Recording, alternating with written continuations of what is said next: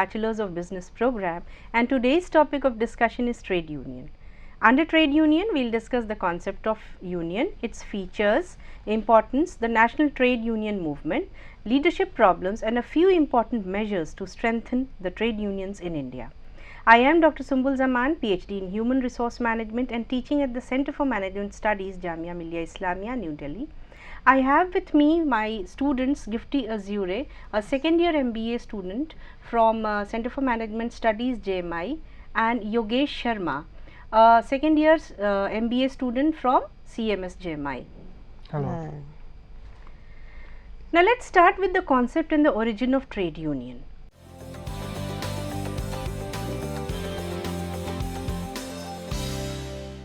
The formation of trade union by the workers was a response to the problems of wage earners during industrialization, which was influenced by the capitalist economic system. It involved the production on a huge scale when new industries such as iron and coal came into existence, thereby separating ownership of capital and labor. The landless laborers created as a result of factory system sold their labor power as a means of livelihood to the labor markets. The owners of labor bought labor power for production. The two classes had conflicting interests when the capitalists wanted cheap labor and the workers expected highest possible price in exchange of their services. Also, industrialization was marked by excessive working hours, unhygienic and unhealthy working conditions, employment of young children, punishment for industrial discipline, leading to misery and poverty among the working class. The workers led many protests in the courts and parliaments against exploitation, but were unsuccessful. The state at this point of time did not interfere and it follows the policy of non-intervention. Workers and employers were supposed to be equal, however, in reality employers had an upper hand in terms and conditions of employment. Moreover, the lack of bargaining power and the economic dependency of the workers on the employers left them with no choice but either to accept their jobs unconditionally or remain unemployed. Amidst the above mentioned circumstances, a hidden fact that was realized was that it was easy for the employer to fire one or few workmen, but tough for them to fire all the workmen at a time. The roots of trade unionism laid in the realization among the workers about their indispensability to their employers. It can therefore be said that trade unions are one of the outcomes of modern industrialization. The primary reason behind the formation of trade union is to regulate the relation between workmen and workmen, workmen and employers and employers. The trade unions through their effective functioning have increased employee satisfaction, reduced absenteeism, labor turnover and developed systematic grievance settlement procedures. They have with time influenced the production and distribution of goods and services, economic resources, government policies, employment as well as nature of social and economic organization. Ma'am, I have a question. Yes. Is there any contract between workers and the unions? No, these unions are not contractually liable to the workers, neither the promises that they make are they can be implemented or they are they are legally enforceable. Okay. Right? Okay. Hope it's clear. Yes, ma'am. So, let us proceed. The trade union movement.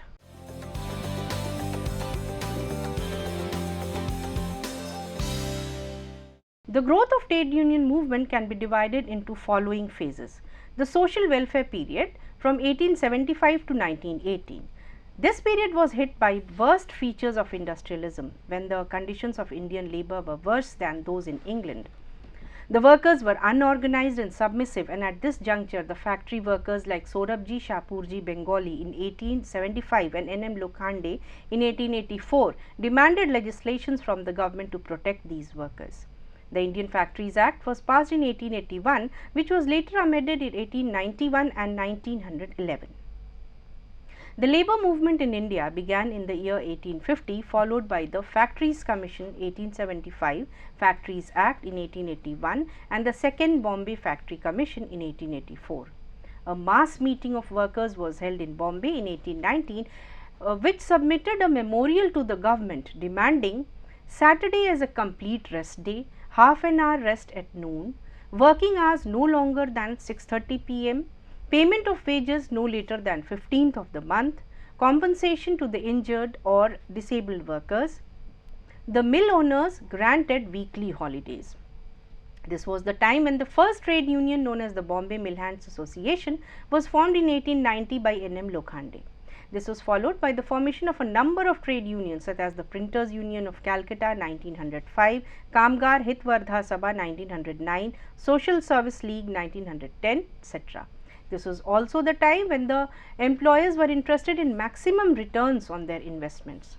They were not prepared to afford strikes. The employers' organizations such as the Bombay and the Bengal Chamber of Commerce, Bombay Mill Owners Association, Calcutta Traders Association and the British Indian Associations were formed between 1879 to 1881. However, these associations were disbanded once their demands were met. The first decade of the 20th century was marked by a series of strikes, especially in railways, government press in Kolkata and 6 days mass strike in Mumbai in 1907. The labour movement till 1918 was marked by committees, investigations, petition, legal enactments, etc. The early trade union period from 1918 to 1924. This period was marked by industrial unrest due to economic difficulties and the rise in the cost of living created by the First World War. The workers resorted to collective action. The Swaraj movement that widened the gulf between the employers and the employees led the workers demanding racial equality with British employers. The Russian Revolution 1917 added to the class consciousness. Later, ILO was formed in 1919 that inspired, helped and guided the working class. The working class was also influenced by Gandhiji's non-cooperative movement in 1920 to 21. There were 17 unions which were formed between 1917 and 1919. A few of them are the Madras Textile Union, the Spinners Association, the Weavers Association and Textile Labourers Association. In 1920, the All India Trade Union Congress was formed under the chairmanship of Lala Lajpat Rai with 125 unions under it having a membership of 2.5 lakhs.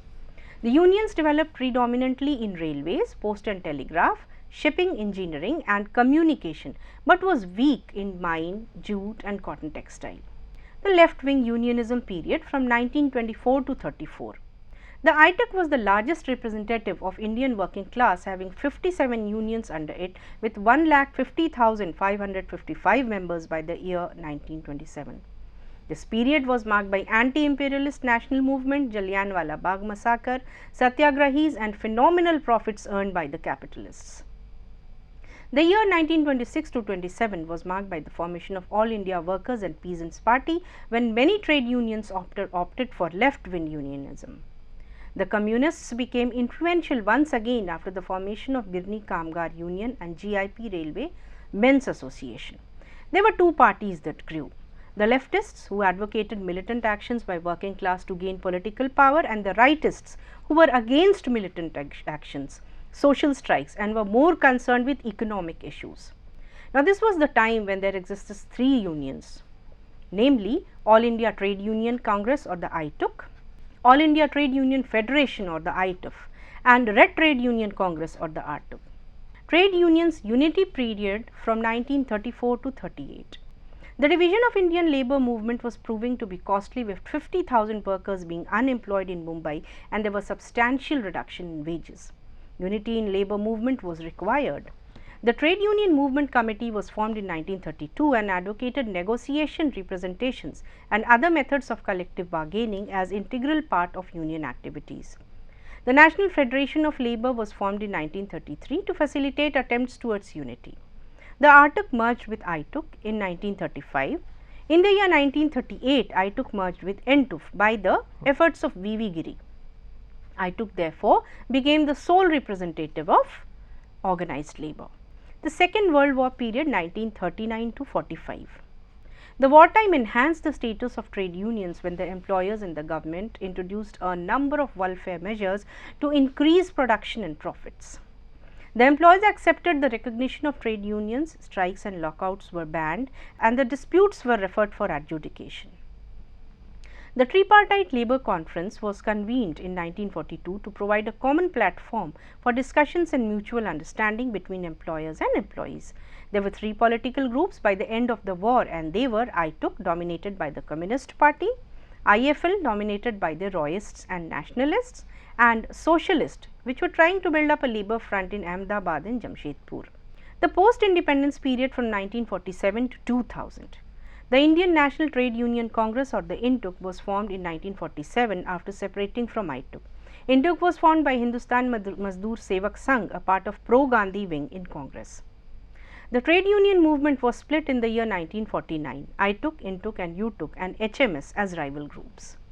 This period was marked by the inflow of outside and international influences, pressure of trade union rivalries, and the enactment of labour laws with special privileges to the registered trade unions.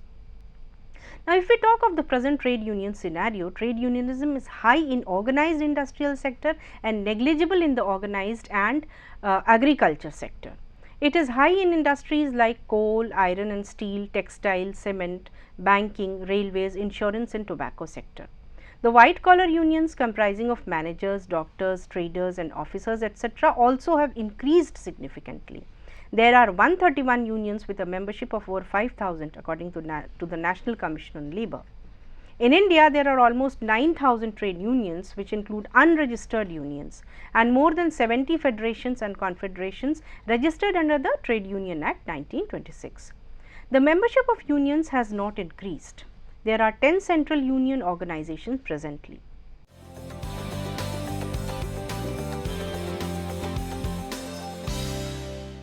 Definition and features of trade union. The Trade Union Act 1926 defines the trade union as a combination, whether temporary or permanent, formed for the purpose of regulating the relation between the workman and employer, workmen and workmen, as well as the employer and employers, imposing restrictive conditions on the conduct of any trade or business, includes any federation of two or more unions. These labour unions are relatively permanent association of workers having continuous purpose and objectives. They should be affiliated with central trade union organization. They should be registered with the registrar of the trade unions having jurisdiction on the area where trade union functions. They should attain a certificate from the registrar of trade union which shows that they are independent of the employers. The appropriate government appoints registrar, additional and deputy registrars of the trade union. As far as the registration is concerned, any 7 or more members of the trade union can apply for registration. Also, no trade union will be registered unless at least 10% or 100 workmen, whichever is less, employed in the same industry are the members of such trade unions on the date of application of the registration. The application of registration is accompanied by the rules of the union that include such things as the name of trade union, objectives, subscription fees, funds, annual audit of books, etc. Following this, if the registrar is satisfied that the trade union is complied with all the requirements of the Act, then a certificate is issued that the trade union has been duly registered.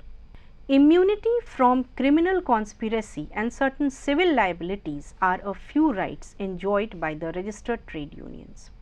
A trade union may be dissolved by sending a notice signed by 7 members to the registrar of the trade union within 40 days of dissolution.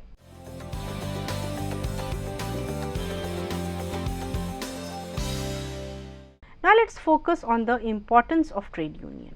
The individual workers being members of the trade union can convey their problem to the union representatives to sort out a difficulty, thereby promoting industrial peace.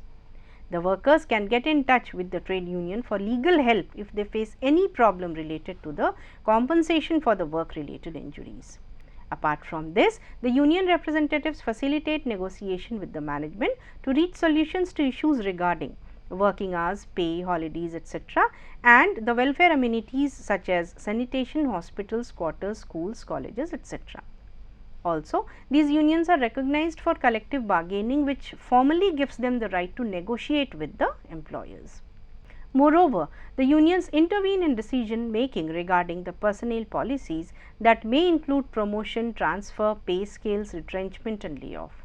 They put their demands in front of the management as far as their sanitation, safety, hazardous duties, social security, benefits, etc. are concerned. Last but not the least, they negotiate with the management when the workers become a victim of their unilateral actions and disciplinary policies. Excuse me, ma'am. Yes. Can a trade union change its name? Yes, a trade union, a registered trade union can easily change its name only on account that 2/3 of the members of the trade union have signed the applications that has to be placed in front of the concerned authority. Hope it's clear? Yes, ma'am. Okay, we will proceed.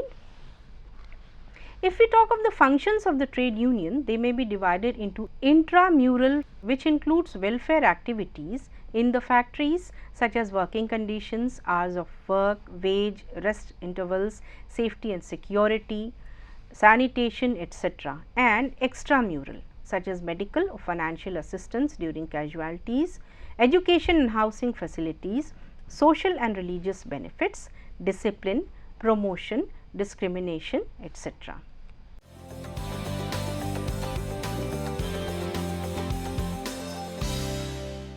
Types of trade unions.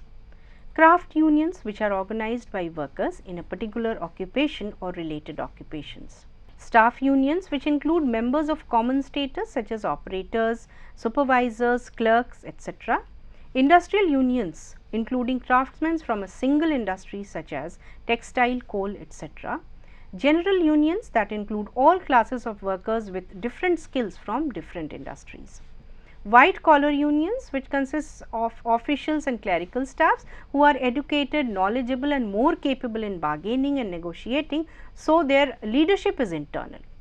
A few examples are All India Federation of Railwaymen, National Federation of Indian Railwaymen, All India Bank Employees Association, National Union of Bank Employees, etc.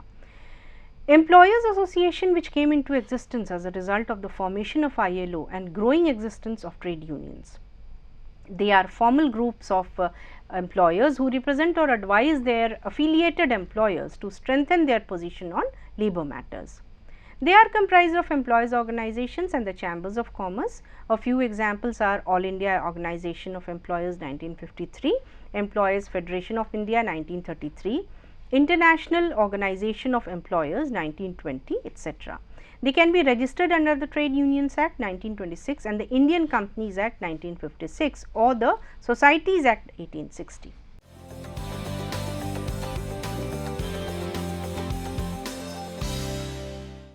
Now, let us throw some light on the methods adopted by trade unions. Collective bargaining, in which the trade union representatives bargain with the employer over the terms and conditions of employment and reach a collective agreement which work as legislative acts that govern the working relationships. Mutual insurance, in which the trade unions spend a part of their income on insurance to improve the condition of members and provide goodwill such as sickness and accidental benefits, funeral benefits, medical attendance, etc. Political action or legal enactment, in which the trade unions exert pressure for protection of pro-labor legislation, welfare amenities, etc.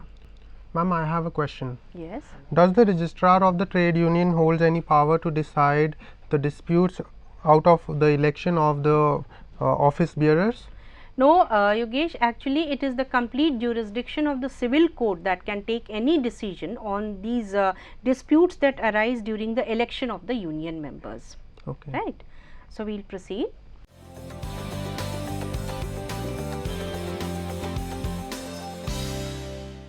According to the Trade Union Act 1926, the workers who are eligible to be members of trade union shall be all such workmen employed in the industry or industries with which the trade union is connected. They can vote for a chosen union in the elections. These members authorize the management to deduct the union fees from their wages and credit it to the chosen union. The verification of union membership is carried out by Labour Directorate. It collects the particulars of all the unions in the plant. The list of unions, their fees, books, membership records and account books are scrutinized for dual membership. Excuse me, ma'am. Yes. How is the amount of union dues established? See, the amount of union dues is established by the trade union itself, okay, and it is the work of the trade union to provide the full structure of the membership fees and the dues to these union members, and if they have any clarifications to make, they can go back to the unions directly. Okay. Yes, ma'am. Okay, let us proceed now. Some of the problems confronting unions are heterogeneous natures of labor force, which can be easily divided on the basis of race, religion, language and caste, lack of interest of workers in the union activities. The financial condition of trade unions is weak due to low membership and low rate of membership fees. Weak finances do not permit unions to have paid office bearers. Multiplicity of union and union rivalry. Ma'am, I have a question for you. What are the grounds of disqualification for the office bearers of the trade union? See, the person does not stand to be the office bearer anymore only on the account that the person has not achieved the age of 18. Okay. Secondly, he has not been convicted by the Civil Court of India on account of any offence, criminal offence, and he has not been imprisoned. Okay. He can again become the member of the trade union on the basis that 5 years have elapsed from the release of his imprisonment. Okay. Okay. So, we will proceed. An important issue with trade union is the problem of leadership in trade unions.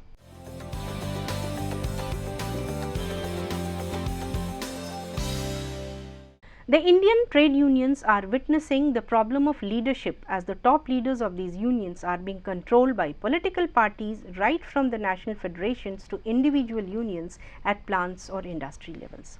Another name for such leaders are outsiders who, though in minority in the executive of the union, play a key role in decision making on account of their political influence. They are the people mostly drawn from political parties, some of whom may be interested in workers' welfare, but most of the times they are interested in promoting their own personal goals.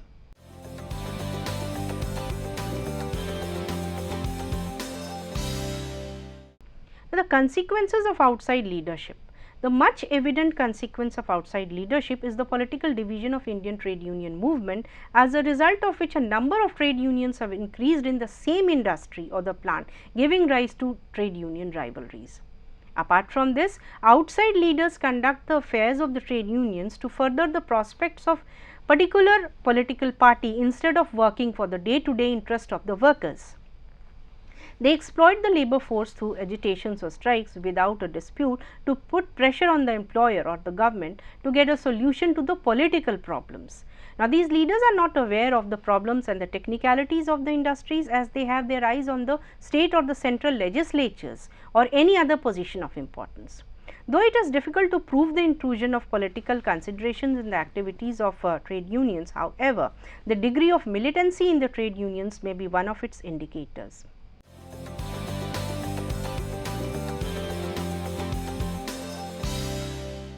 Another problem of trade union leadership is that of unconventional leadership. The development of emergence of trade union leadership on the basis of caste and religion has divided the rank and file of workers on sectarian lines. Other leaders are the ones who do not believe in conventional methods of trade unions and have their own strategies for solving the problems. A few reasons for outside leadership may be stated as illiteracy and language problems of Indian workers, meager financial resources of trade unions demand for people with status who can influence labor department and government machineries.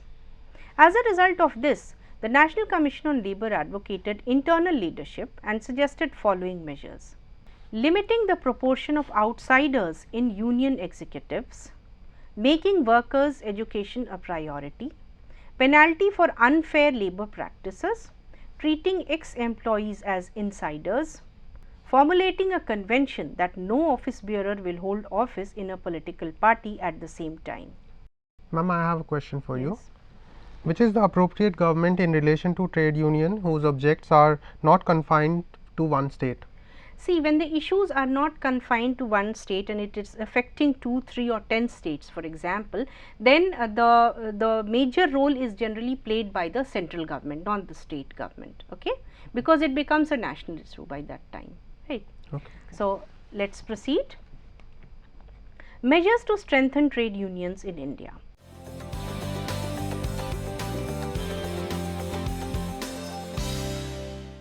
A few measures that can minimize the problems related to trade unions are that the unions must put a joint effort to affiliate all the unions in the country. Leadership talent should be developed from within. Management should provide education and training programs for the development of inside leaders. The trade union should focus on important issues that affect workers and avoid intervening in day-to-day matters. The Trade Union Act should be amended to avoid dual membership. Well, on that note, I will take a leave. Hope you have understood today's topic. We will discuss another topic in the next episode. Till then, goodbye and have a nice day.